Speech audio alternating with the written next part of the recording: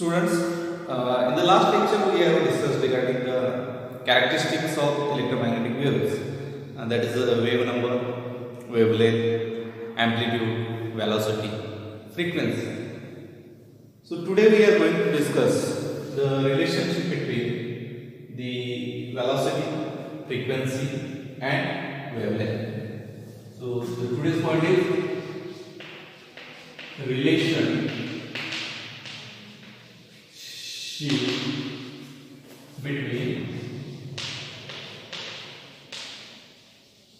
between frequency, that is nu, velocity and wavelength lambda.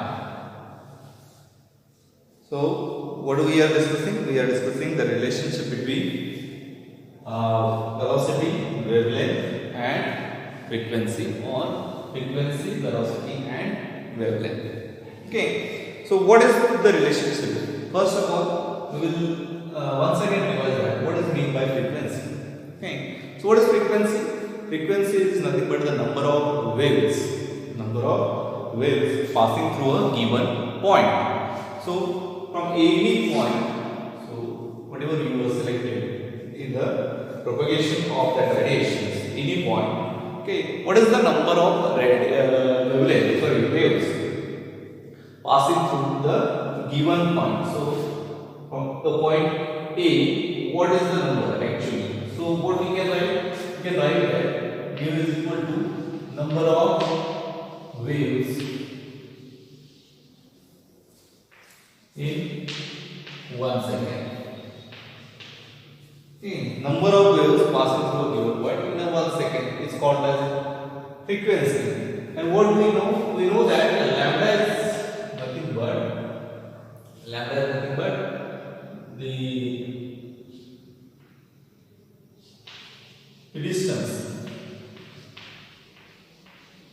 Okay, or we can say that the length of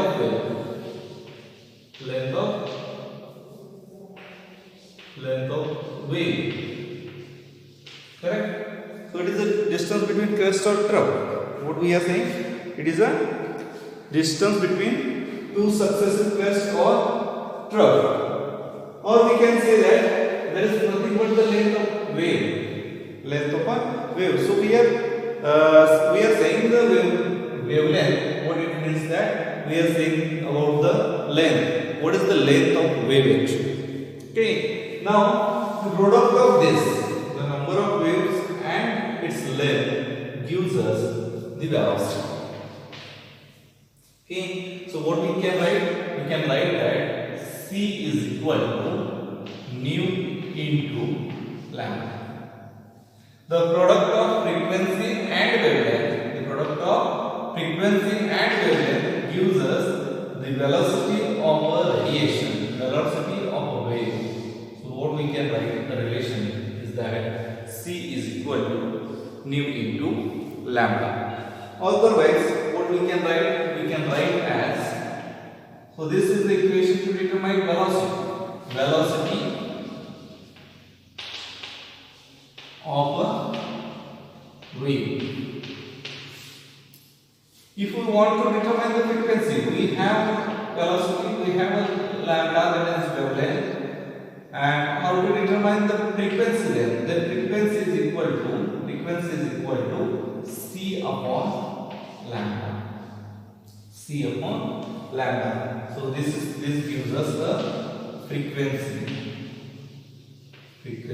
of wave or radiation. Otherwise, if you want to determine the lambda, what will be the equation?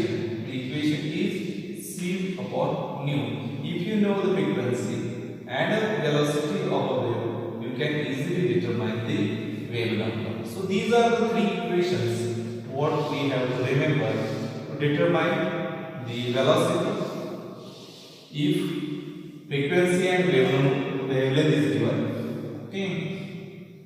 We can determine the frequency if we know the velocity and the wavelength. We can determine wavelength also if we know velocity and frequency. So this is equation for wavelength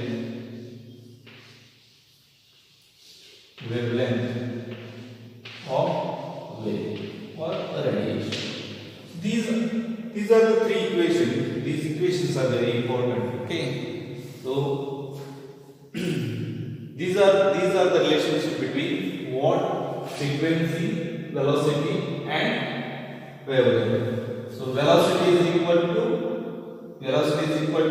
frequency multiplied by wavelength. Frequency is equal to velocity divided by wavelength. Wavelength is equal to velocity divided by frequency. So this is the thing. तो क्या किया है हमने?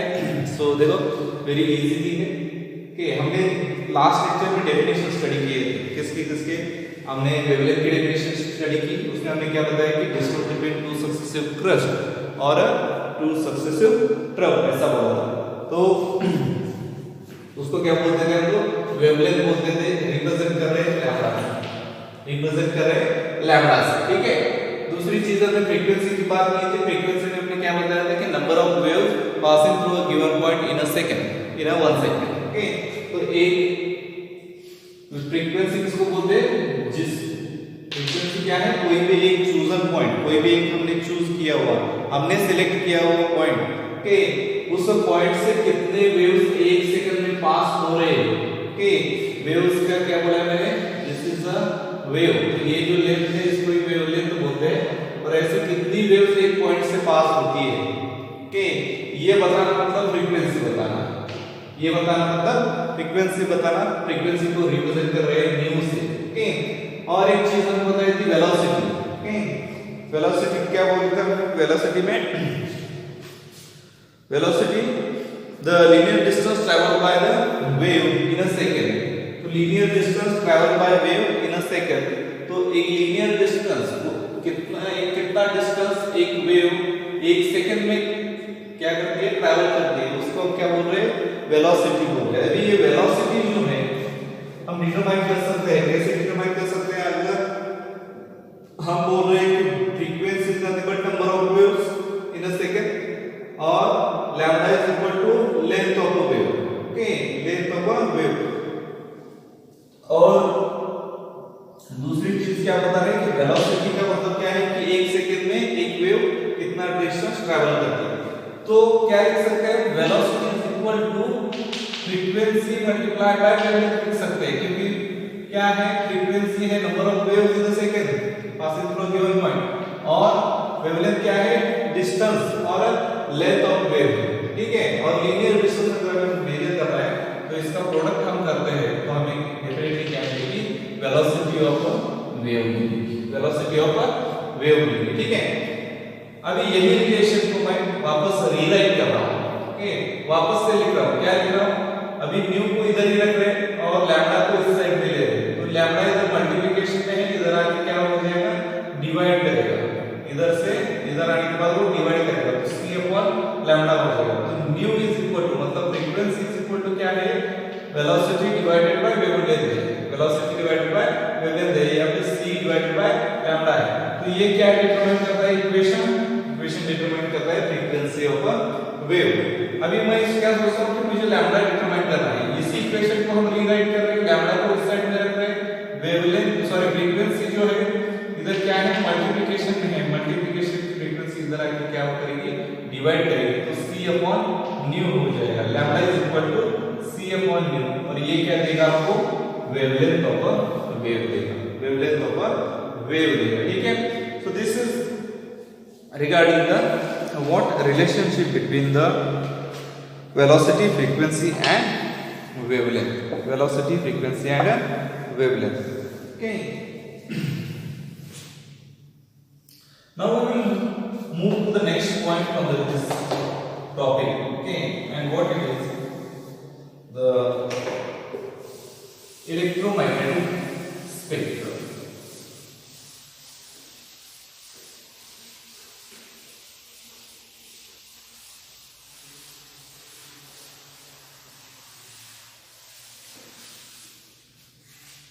क्या point है? Electro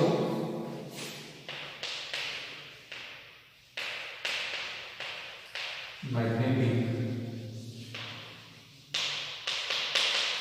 electromagnetic spectrum.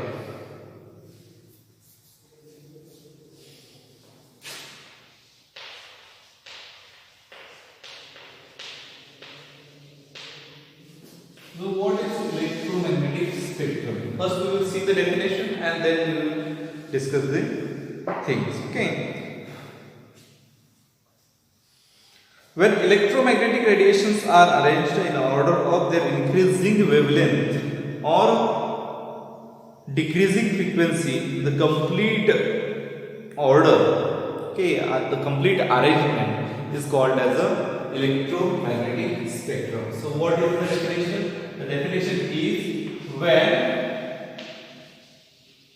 all electromagnetic radiations, I will write like this, all electromagnetic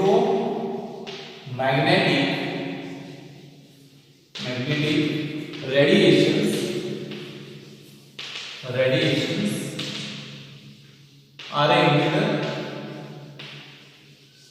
arranged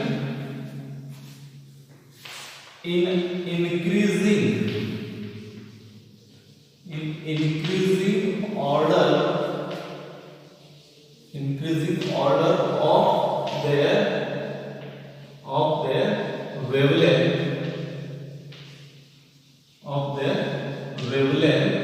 or decreasing order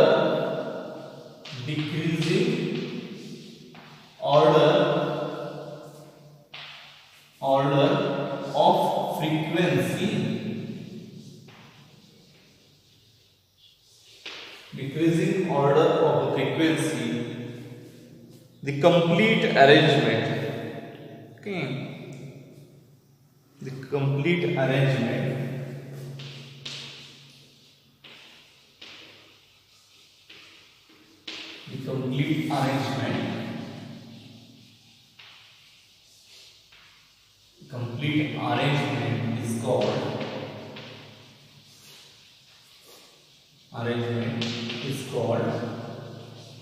is called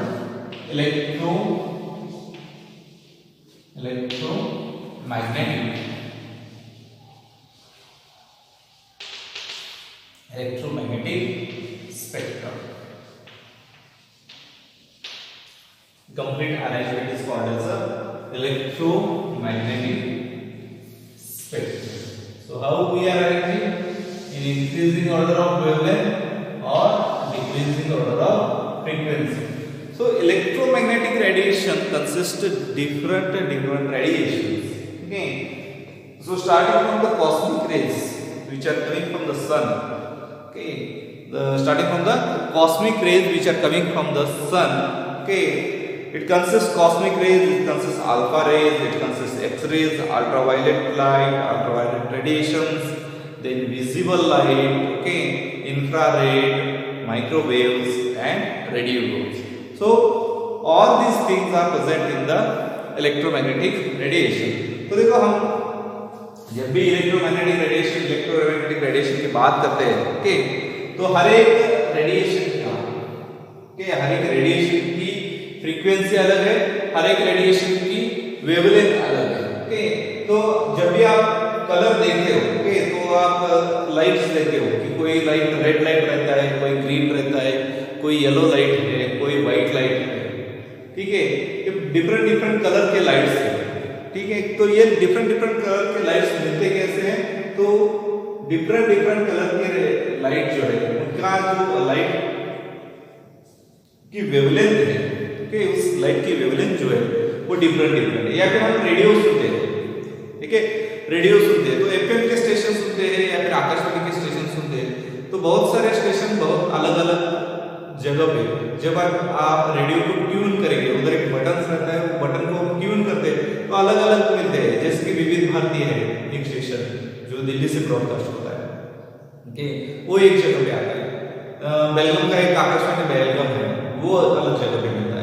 कि सांगली का एक स्टेशन आता है जो नियर बाय हमारे, वो पूरे स्टेशन हमें मिलते हैं। या फिर एफएम के स्टेशन देखते हैं तो रेडियो मिर्ची रहेगा या फिर रेड एफएम रहेगा, ये अलग पॉइंट में हमें क्या मिलते हैं। या फिर वो क्यों मिलते हैं अलग पॉइंट रेडिएशन की फ्रीक्वेंसीज है वो अलग अलग है, या फिर वो सेंटर से आने वाली जो रेडिएशन है उनकी वेवलेंथ जो है वो अलग अलग है। इसलिए उसकी वजह से क्या होता है, वो अलग अलग पॉइंट पे अभी क्या होता है ट्यून हो जाते हैं, और उधर हम क्या करते हैं जो भी कोई प्रोग्राम रहेगा वो सुनते रहते हैं। या फिर हम टीवी देखते हैं तो हर एक चैनल की फ्रीक्वेंसी अलग है। आप जब भी सेटअप आपके रिमोट में देखोगे, रिमोट कंट्रोल में देखोगे तो उधर मिलता है हमें ट्यूनिंग के ऑप्शंस में। ओके, तो उस ट्यूनिंग के ऑप्शन में आपको अलग अलग फ्रीक्वेंसी मिलती है, 3600 समथिंग। ओके, ऐसे कुछ रहते हैं फ्रीक्वेंसी। तो ये कैसे होता है, तो ये अलग अलग क्या है, अलग अलग चैनल अलग अलग जगह पे अलग अलग पॉइंट पे क्या होता है ब्रॉडकास्ट किया जाता है। ठीक है, तो वो जो फ्रीक्वेंसी जब ट्यून करोगे आप तभी वो चैनल क्या हो जाएगा, आपको प्ले हो जाएगा या फिर मिलेगा। तो ये चीजें किधर है, इलेक्ट्रोमैग्नेटिक रेडिएशन में। तो इलेक्ट्रोमैग्नेटिक रेडिएशन क्या क्या है, इलेक्ट्रोमैग्नेटिक रेडिएशन के अंदर, इलेक्ट्रोमैग्नेटिक रेडिएशन के अंदर आता है कॉस्मिक रेज आते हैं। कॉस्मिक रेज जो सन से आ रहे हैं। ठीक, उसके बाद में क्या आता है, उसके बाद में आते हैं गैमा रेज और एक्सरे आते हैं। उसके बाद में एक्सरे आता है। उसके बाद में अल्ट्रा वायलेट रेडिएशन आता है, यूवी जिसको बोलते हैं यूवी रेज बोलते हैं। उसके बाद में विजिबल आता है। इसके बाद इंफ्रा आता है, इंफ्रा रेड आता है। इसके बाद में माइक्रोवेव। ये बैठता है कि नहीं देखता हूं मैं कैमरा के फोकस में। तो थोड़ा सा इधर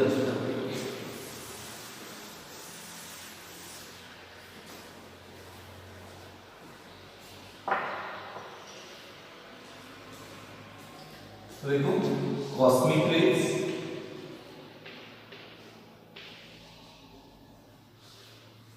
उसके बाद में गैमा रेज, एक्सरे, इसके बाद में अल्ट्रावायलेट रेज, इसके बाद में विजिबल, विजिबल के बाद में इंफ्रा, इंफ्रारेड, इसके बाद माइक्रोवेव्स,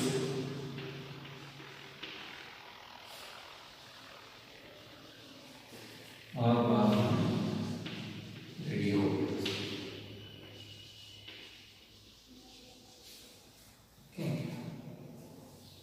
तो भी इतने सारे पॉसिबल रेडिएशन जिसमें है इलेक्ट्रोमैग्नेटिक स्पेक्ट्रम में आते हैं। ये पूरे का पूरा जो भी कुछ है सन के रेडिएशन से लेके रेडियो की फ्रीक्वेंसी तक, रेडियो स्टेशन की फ्रीक्वेंसी तक, सब टाइप के रेडिएशन, सब टाइप की रेडिएशन जो है वो किसमें आ रही है, आपके इलेक्ट्रोमैग्नेटिक रेडिएशन में आ रही है। ओके, अभी हम मैग्नेटिक स्पेक्ट्रम की बात करते हैं। मैग्नेटिक स्पेक्ट्रम की जब बात करते हैं तो क्या बोल रहे हैं हम लोग, इंक्रीजिंग ऑर्डर ऑफ वेवलेंथ बोल रहे हैं, इंक्रीजिंग ऑर्डर ऑफ वेवलेंथ बोल रहे हैं। तो वेवलेंथ के हिसाब से अगर मैं इंक्रीजिंग ऑर्डर लिखना चाहता हूं तो ये ऑर्डर लिखिए, ये क्या है, ये मेरी ऑर्डर है। तो ये क्या बता रही है ऑर्डर कि रेडियो वेव्स की वेवलेंथ जो है, रेडियो वेव्स की वेवलेंथ जो है वो सबसे ज्यादा है, और कॉस्मिक रेज की वेवलेंथ जो है वो क्या है, सबसे कम है। यही ऑर्डर में क्या बोल रहा हूं, डिक्रीजिंग ऑर्डर ऑफ फ्रीक्वेंसी में, डिक्रीजिंग ऑर्डर ऑफ फ्रीक्वेंसी है। तो फ्रीक्वेंसी के लिए मुझे मान क्या करना पड़ेगा, उल्टा मार्किंग करना पड़ेगा। तो फ्रीक्वेंसी किसकी ज्यादा है, कॉस्मिक रेडिएशन की सबसे ज्यादा है, कॉस्मिक रेज की ज्यादा है। इसके बाद आता है गैमा, उसके बाद एक्सरे, इसके बाद यूवी रेज, उसके बाद विजिबल, उसके बाद इंफ्रा, उसके बाद माइक्रोवेव, सबसे लास्ट में क्या आते हैं, रेडियो वेव। तो रेडियो वेव्स की फ्रीक्वेंसी क्या है, लोवेस्ट फ्रीक्वेंसी है, ये सबसे कम फ्रीक्वेंसी वाली रेडिएशन है। व्हाइल कॉस्मिक रेज क्या है, सबसे ज्यादा फ्रीक्वेंसी वाली रेडिएशन। तो जैसे जैसे आपका वेवलेंथ बढ़ेगी वैसे वैसे क्या हो जाएगा, फ्रीक्वेंसी क्या हो जाएगी, कम कम हो ठीक है। तो मैं इसका बहुत अच्छा टेबल आपके बुक में दिया है, मैं भी इधर ड्रॉ करने की कोशिश करता हूँ, ठीक है। एक डायग्रामेटिक टेबल है, देखो। तो ऊपर मैं लिखता हूँ, इसको कैंसिल करेंगे तो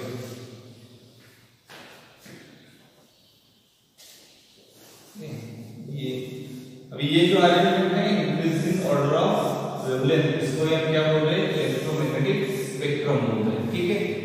अगर आप इसको क्या करते हैं कि एक उसकी वेवलेंथ और फ्रीक्वेंसी लिख देते हैं, तो देखो क्या होता है। तो लैम्डा लिख रहा हूं मैं in the form of metre, lambda लिख रहा हूं in the form of metre, और फ्रीक्वेंसी लिख रहा हूं in terms of per second, cycle per second. ये इसका क्या है, यूनिट फ्रीक्वेंसी का, तो पर सेकंड के फॉर्मेट में लिख रहे। सो -16 से स्टार्ट होता है, 10 to -16 से स्टार्ट होगा, ओके।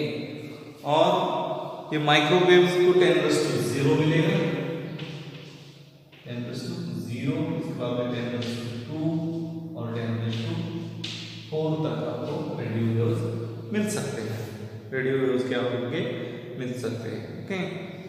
तो इन बिटवीन दैट 10⁻2 इंफ्रारेड मिलेगा, और 10⁻4 मिलेगा। विजिबल जो है वो 10⁻6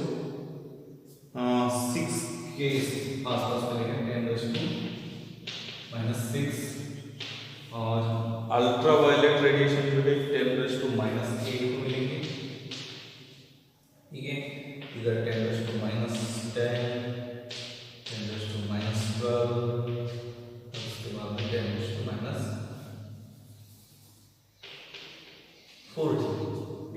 तो ये सिचुएशन है जब आप क्या लिखोगे, वेवलेंथ लिखिए। तो देखो -16 से -14 होके 0 होके 10⁻4 तक जा रहा है, मतलब क्या है कि आपकी वेवलेंथ जो है वो इंक्रीज हो गई, ओके। उसके बाद में अगर हम फ्रीक्वेंसी लिखना स्टार्ट करते हैं, तो फ्रीक्वेंसी स्टार्ट होती है 10⁻4 स्पीड, सॉरी 24 से 10⁻24 फ्रीक्वेंसी इधर, और इधर आते आते वो 10⁻4 में कन्वर्ट हो जाए। तो 10⁻24 से 10⁻4 हो गया, तो ऑब्वियसली ये जो फ्रीक्वेंसी है वो क्या हो रही है, डिक्रीज हो रही है, डिक्रीज। अभी इसमें जो विजिबल रेडिएशंस आ रहे हैं, इसको अगर हम सेपरेट करके लिखना चाहते हैं इस विजिबल रेडिएशन को, तो ये आपको मिलती है अराउंड 360 नैनोमीटर से 780 नैनोमीटर तक, सॉरी 380 नैनोमीटर से 760 नैनोमीटर, ये चीज जो बता रहे हैं वो नैनोमीटर में बता रहे हैं। और आपको पता है कि विजिबल रेज का एक स्पेक्ट्रम है, इसको हम क्या बोलते हैं, रेनबो बोलते हैं, बराबर है ना, इंद्रधनुष बोलते हैं आप लोग। तो ये जो रेडिएशन मिलेगी आपको, ये इधर मिलेगी,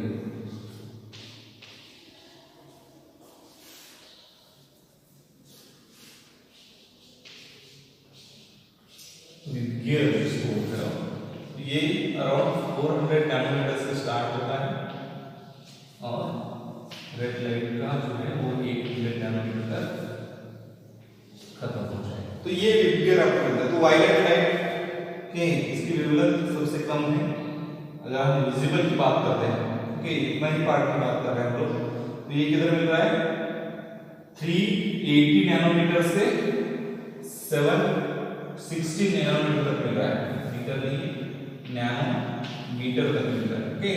तो इधर आप बात करते हैं तो वायलेट लाइट जो है, वायलेट लाइट की वेवलेंथ कम है, ओके, वेवलेंथ क्या है, कम है, फ्रीक्वेंसी ज्यादा है, फ्रीक्वेंसी ज्यादा है।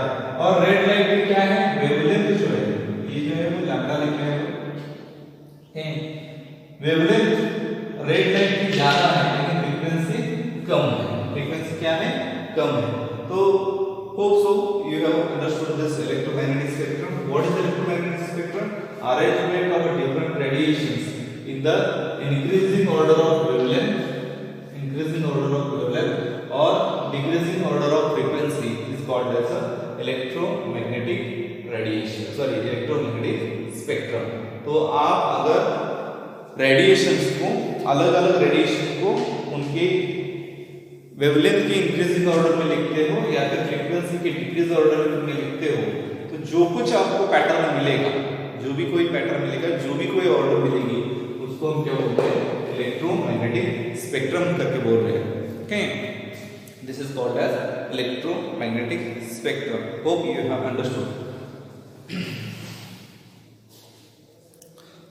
So related to this, the numericals related to relationship between velocity, frequency and wavelength we will discuss in the next lecture. Thank you.